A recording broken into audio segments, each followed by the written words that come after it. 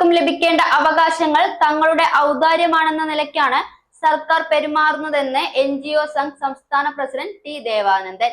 NGO Sangh കളക്ടറേറ്റിന് മുമ്പിൽ നടത്തിയ ധർണ ഉദ്ഘാടനം ചെയ്ത് സംസാരിക്കുകയായിരുന്നു ദേവാനന്ദൻ. ശമ്പള പരിഷ്കരണം നടപ്പിലാക്കാത്തതിലും ആനുകൂല്യങ്ങൾ നിഷേധിക്കുന്നതിലും പ്രതിഷേധിച്ച് NGO സംഘ് കളക്ടറേറ്റിന് മുമ്പിൽ നടത്തിയ ധർണ ഉദ്ഘാടനം ചെയ്ത് സംസാരിക്കുകയായിരുന്നു ദേവാനന്ദൻ.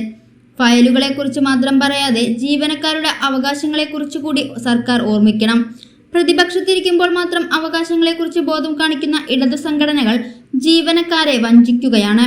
ഒഴിവുകൾ നികത്താതെ അധിക ജോലി ചെയ്യിപ്പിക്കാനുള്ള തന്ത്രം മെനയുന്ന സർക്കാർ ലീവ് സറണ്ടർ ഉൾപ്പെടെയുള്ള ആനുകൂല്യങ്ങൾ നിഷേധിക്കുകയാണ്.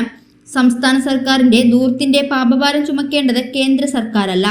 സ്വന്തം സർക്കാരിന്റെ തെറ്റുകൾ ചൂണ്ടിക്കാണിക്കാൻ കഴിയാത്തവരായി ഇടതു സംഘടനകൾ മാറിയെന്നും ദേവാനന്ദൻ പറഞ്ഞു. ജില്ലാ പ്രസിഡന്റ് റോസ് ചന്ദ്രൻ CS അധ്യക്ഷത വഹിച്ചു. BMS ജില്ലാ president Saleem Thennilapuram, K Rajesh, Murali Kenath, Aswathy S, Sreeni master, Biju PK എന്നിവർ സംസാരിച്ചു.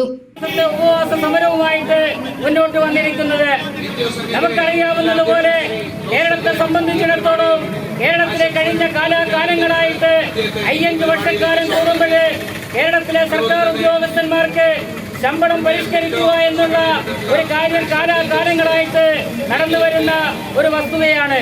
കേരളത്തെ സംബന്ധിച്ചിടത്തോളം 1958 ശങ്കരനാരായണ അയ്യർ കമ്മീഷനെ നിയമിച്ചുകൊണ്ട് കേരളത്തില് ഒരു ശമ്പള കമ്മീഷനെ നിശ്ചയിക്കുകയുണ്ടായി.